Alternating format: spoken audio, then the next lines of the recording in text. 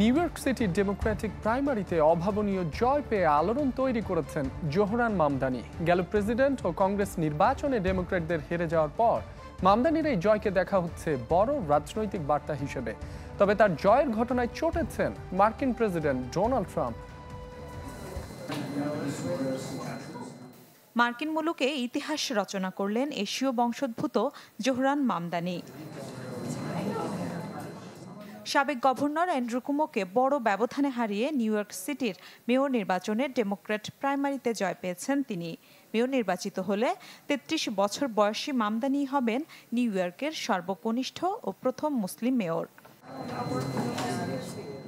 ২০২৪ সালের প্রেসিডেন্ট ও কংগ্রেস নির্বাচনে ডেমোক্র্যাটদের হেরে যাওয়ার পর মামদানির এই জয়কে দেখা হচ্ছে বড় রাজনৈতিক বার্তা হিসেবে। তবে তার জয়ের ঘটনায় চটেছেন মার্কিন প্রেসিডেন্ট ডোনাল্ড ট্রাম্প।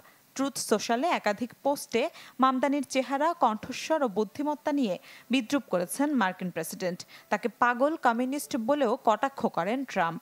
যদিও ট্রাম্পের এই স্বৈরাচারী মনোভাবের জবাব দিয়েছেন তিনি। একসাথে নিউ ইয়র্কে আমরা আমাদের গণতন্ত্রকে ফিরিয়ে আনব। ট্রাম্পের ফ্যাসিজমকে প্রত্যাখ্যান করা হবে। এখানে নিউ ইয়র্কের ডেমোক্রেটিক মডেল গড়ে তোলা হবে।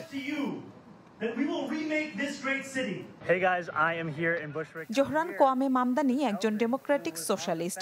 তিনি উগান্ডার বিখ্যাত একাডেমিক মাহমুদ মামদানি ও ভারতীয় চলচ্চিত্র নির্মাতা মীরা নায়ারের ছেলে। জন্ম উগান্ডার কাম্পালায়, তবে ৭ বছর বয়সে চলে আসেন নিউ ইয়র্কে। পড়াশোনা করেছেন আফ্রিকানা স্টাডিজে। ২০২১ সাল থেকে কুইন্সের অ্যাস্টোরিয়া এলাকা থেকে অ্যাসেম্বলিতে প্রতিনিধিত্ব করছেন মামদানি। মেয়র নির্বাচিত হলে খাদ্য, আবাসন ও শিক্ষা সবার জন্য সহজলভ্য করার ঘোষণা দিয়েছেন তিনি।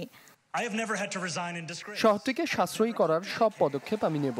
অ্যাপার্টমেন্ট ভাড়া কমানো ও সার্বজনীন শিশু যত্নের বিষয়গুলোতে জোর দেয়া হবে, যার খরচ মেটানো হবে ধনীদের ওপর কর আরোপ করে। নির্বাচনী প্রচারণার অন্যতম ইস্যু ছিল গাজা, যাতে প্রথমবারের মতো মেয়র নির্বাচনে আলোচনার কেন্দ্রে চলে এসেছে বৈদেশিক নীতির বিষয়টি। ইসরায়েলের প্রধানমন্ত্রী বেনিয়ামিন নেতানিয়াহু নিউ ইয়র্ক সফরে এলে তাকে গ্রেপ্তারের কথা বলেছেন প্রকাশ্যেই। বিটিএস আন্দোলনেরও একজন দৃঢ় সমর্থক জোহরান মামদানি। মিলা খন্দকার, চ্যানেল 24।